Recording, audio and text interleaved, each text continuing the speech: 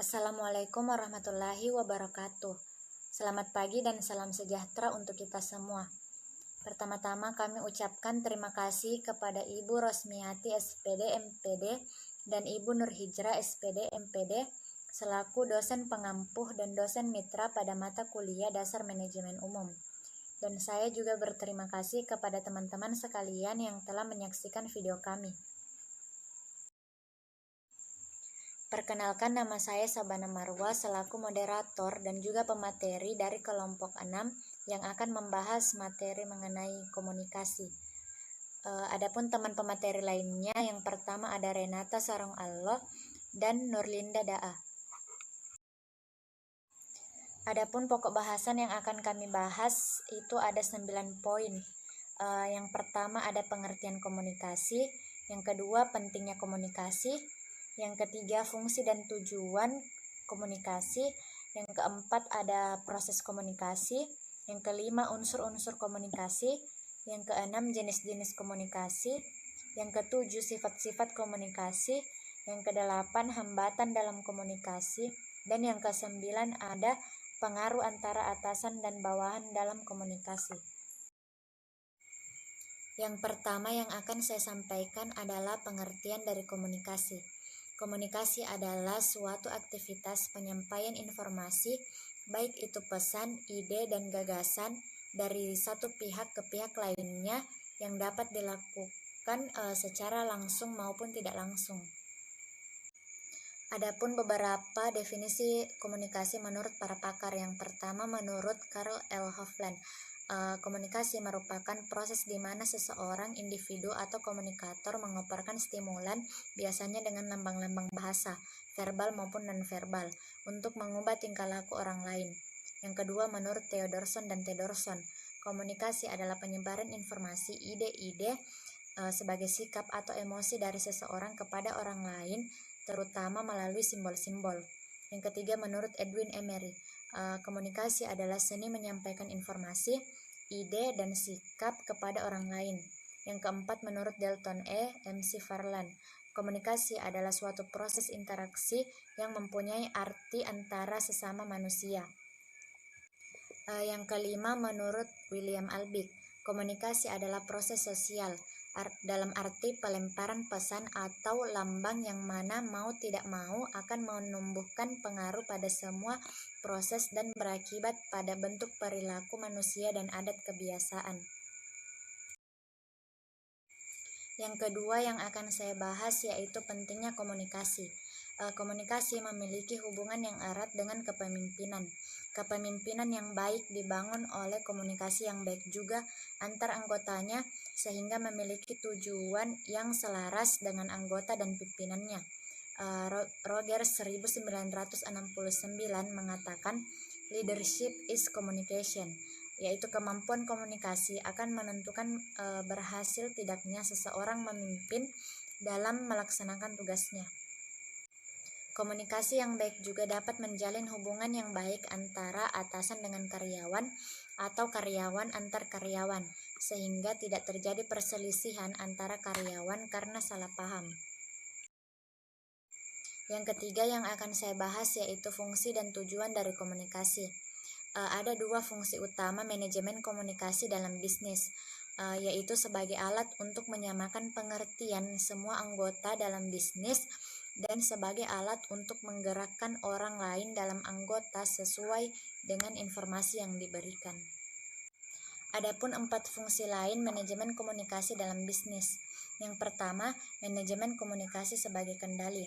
Manajer akan bertindak untuk mengendalikan perilaku anggota melalui informasi-informasi seperti tata tertib atau peraturan anggota. Yang kedua, ada manajemen komunikasi sebagai motivasi. Manajer akan melakukan pengarahan terhadap anggota sehingga bisa menjadi motivasi anggota untuk bekerja dengan baik sesuai standar perusahaan. Yang ketiga, manajemen komunikasi sebagai bentuk pengungkapan emosional. Suatu bisnis atau perusahaan yang memiliki manajemen komunikasi yang baik akan terbentuk koordinasi antar tim yang baik pula. Yang keempat, ada manajemen komunikasi sebagai alat penyampaian informasi. Komunikasi adalah sebagai alat untuk menyampaikan informasi dan menentukan alternatif sebagai langkah pengambilan keputusan yang bijaksana. Adapun tujuan manajemen komunikasi dalam bisnis. Yang pertama, memberi dan diberi informasi. Karyawan akan cenderung merasa lebih baik mengenai diri mereka sendiri jika diberi informasi yang baik dan diberi jalan masuk menuju informasi tersebut. Yang kedua, mempengaruhi orang lain. Komunikasi berguna untuk merangsang minat, mengurangi permusuhan, dan menggerakkan karyawan untuk melakukan sesuatu tugas atau mendidik perilaku. Yang ketiga, menolong orang lain. Hal ini dapat dilakukan oleh seorang atasan, antara lain melalui pemberian nasihat kepada para karyawan, membantu pelanggan menyelesaikan masalah, ataupun memotivasi orang lain dalam mencapai tujuan karir mereka. Yang keempat, mengevaluasi perilaku secara efektif. Para anggota organisasi memerlukan suatu penilaian untuk mengetahui hal-hal yang akan mereka lakukan atau kapan koreksi terhadap prestasi mereka lakukan. Ya, materi selanjutnya yaitu proses komunikasi. Proses komunikasi adalah setiap langkah yang dimulai dari menciptakan informasi sampai dipahami oleh komunikan. Dalam setiap transaksi, setiap elemen saling berkaitan secara integral dengan elemen lainnya, yang artinya setiap elemen komunikasi tidak dapat independen, yang artinya tidak dapat berdiri sendiri. Nah, dengan kata lain, masing-masing komponen saling berkaitan. Jika ada komponen komunikasi yang tidak ada atau kurang, maka proses komunikasi akan tidak berjalan dengan baik. Adapun komponen komunikasi, yang pertama pengiriman, yang kedua pengkodean, yang ketiga pesan, yang keempat saluran, yang kelima penerimaan, yang keenam penafsiran kode, dan yang terakhir umpan balik atau feedback yang diberikan oleh si penerima pesan. Yang kelima, unsur-unsur komunikasi. Di sini kami mengambil dua unsur-unsur komunikasi yang dikemukakan oleh ahli. Yang pertama, menurut Wijaya tahun 1987, ia mengatakan bahwa ada 6 unsur komunikasi. Yang pertama, sumber penerima, yang kedua pesan, yang ketiga penerima, yang keempat media, yang kelima tujuan, yang keenam hasilnya. Dan menurut Roland ada 5 unsur-unsur komunikasi. Yang pertama, who atau siapa yang mengatakannya. Yang kedua, say what atau apa yang ia katakan. Yang ketiga, in channel atau melalui media atau saluran apa. Yang keempat, to whom, kepada siapa pesan itu disampaikan, ditujukan. Yang terakhir, with what effect atau apa pengaruh setelah pesan itu tersampaikan. Yang keenam, jenis-jenis komunikasi. Jenis-jenis komunikasi ini kami membaginya menjadi 4. Yang pertama, dari segi sifatnya. Komunikasi dari segi sifat ini kami terbagi menjadi 3, yaitu secara lisan, yang kedua tertulis, yang ketiga non-verbal. Yang lisan contohnya sekarang saat presentasi karena sedang berlangsung. Yang kedua tertulis, misalnya melalui surat atau melalui email. Yang ketiga, komunikasi non-verbal, yaitu komunikasi yang tidak dapat dibicarakan atau terkesan tersirat, contohnya orang yang sedang nervous atau sedang gemetaran. Nah, komunikasi yang kedua dari segi arahnya, contohnya komunikasi ke atas, yaitu dari bawahan ke atasan. Yang kedua, komunikasi ke bawah, yaitu dari atasan ke bawahannya. Yang kedua, komunikasi horizontal, yaitu komunikasi yang sesama manusia atau setingkat. Yang keempat, komunikasi satu arah, yaitu contohnya pemberitahuan BMKG. Nah, komunikasi jenis ini juga komunikasi yang tidak ada timbal baliknya. Nah, yang kelima, komunikasi dua arah, yaitu komunikasi yang saling timbal balik, yang terjadinya komunikasi yang adanya timbal balik atau saat berkomunikasi. Yang ketiga, jenis komunikasi menurut lawan komunikasi dengan lawan bicara yang sama banyaknya. Contoh yang pertama, komunikasi melalui telepon. Yang kedua, komunikasi satu lawan banyak atau kelompok. Contohnya sapam yang sedang menginterogasi maling. Yang ketiga, kelompok lawan kelompok berbicara antar suatu kelompok dengan kelompok lainnya. Contohnya ada debat partai. Nah, yang jenis komunikasi yang terakhir yaitu komunikasi menurut keresmiannya. Yang pertama, komunikasi formal. Komunikasi formal ini contohnya digunakan di rapat pemegang saham atau rapat-rapat penting. Yang kedua, komunikasi informal yang digunakan saat berbicara dengan teman atau berbicara dengan kawan. Sifat-sifat komunikasi. Sifat-sifat komunikasi sebagai berikut. Yang pertama, tatap muka. Tatap muka adalah komunikasi yang dilakukan dua orang atau lebih dengan cara komunikasi secara langsung atau bertemu tanpa melalui perantara atau media apapun. Yang kedua, bermedia. Bermedia adalah komunikasi yang menggunakan media yang seperti handphone, surat, komputer, dan lain sebagainya. Yang ketiga adalah verbal. Verbal adalah komunikasi dengan menggunakan simbol-simbol verbal. Yang keempat, nonverbal adalah proses komunikasi di mana pesan disampaikan tidak menggunakan kata-kata. Selanjutnya, hambatan komunikasi. Berikut hambatan komunikasi dan penjelasannya.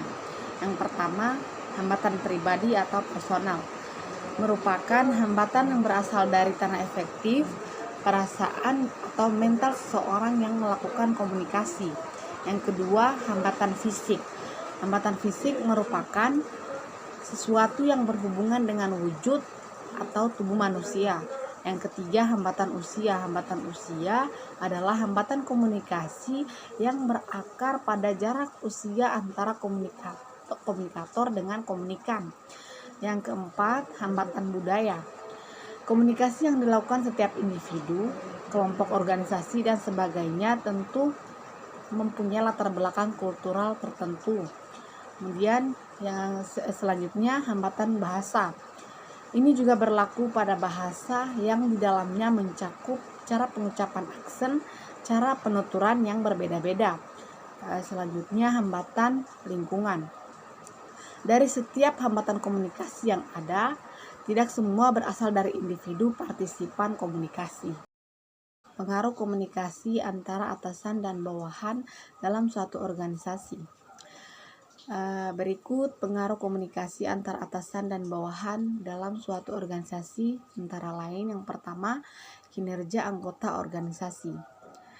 Di mana kinerja anggota organisasi yaitu komunikasi yang baik dan efektif antara atasan dan bawahan akan berpengaruh pada kinerja anggota organisasi.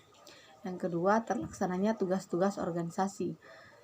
Dengan lancarnya kinerja setiap anggota organisasi otomatis akan berpengaruh positif pada kelancaran tugas-tugas organisasi. Oke, selanjutnya tercapainya tujuan organisasi. Pengaruh komunikasi antara atasan dan bawahan juga turut menentukan tercapai atau tidaknya tujuan organisasi. Selanjutnya, suasana atau iklim organisasi.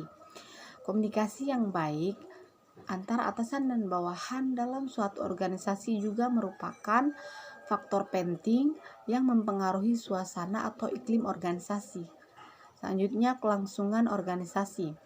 Dalam skop yang lebih besar, komunikasi antara atasan dan bawahan juga berpengaruh pada kelangsungan organisasi. Selanjutnya, pertumbuhan organisasi. Selain itu, komunikasi antara atasan dan bawahan dalam suatu organisasi juga berpengaruh pada pertumbuhan organisasi.